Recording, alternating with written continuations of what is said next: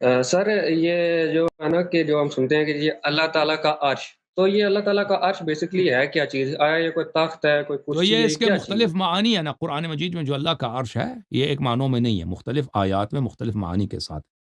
ایک عرش ہے جو ایک جگہ ہے، ایک مقام ہے، ٹھیک ہے نا. وہ ساتویں آسمان سے بھی بڑا ہے، اور وہ اس کے ملائکہ، اس کے حامل ملائکہ بھی ہیں، ملائکہ اس کو حمل کرتے ہیں، ٹھیک ہے نا. یہ ایک عرش ہے. ایک عرش سے مراد ہے اللہ تعالیٰ کا علم ہے، اللہ کا علم ہے، ٹھیک ہے.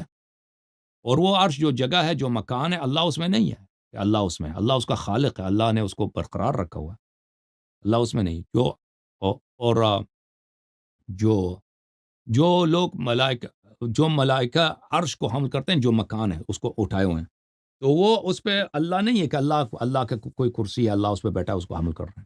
وہ ایک جگہ ہے، ملائکہ اس کو حمل کر رہے ہیں، لیکن اللہ اس پہ نہیں ہے. اللہ ہر جگہ ہے. اللہ ہر جگہ ہے، اس طرح کے کسی جگہ میں وہ سمایا نہیں ہے.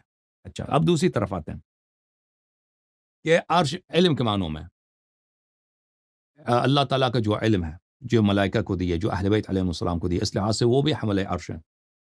اور ایک عرش ہے معنی اس معنوں میں کہ وہ اللہ تعالیٰ کی حکومت کے معنوں میں، حکومت اللہ تعالیٰ کا.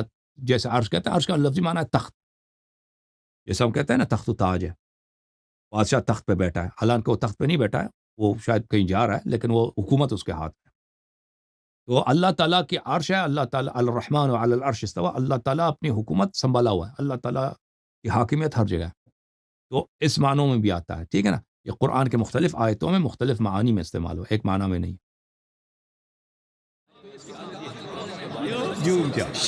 جھوم جاؤ، پرواز کرو، کیوں فخر سے سر اٹھا، کیونکہ اللہ تعالیٰ نے تمہیں انتخاب کیا. صراط حق پر صرف تم ہو، صراط ایمان پر صرف کیا، کیونکہ اللہ تعالیٰ نے تمہیں انتخاب کیا. صراط حق پر صرف تم ہو، صراط ایمان پر صرف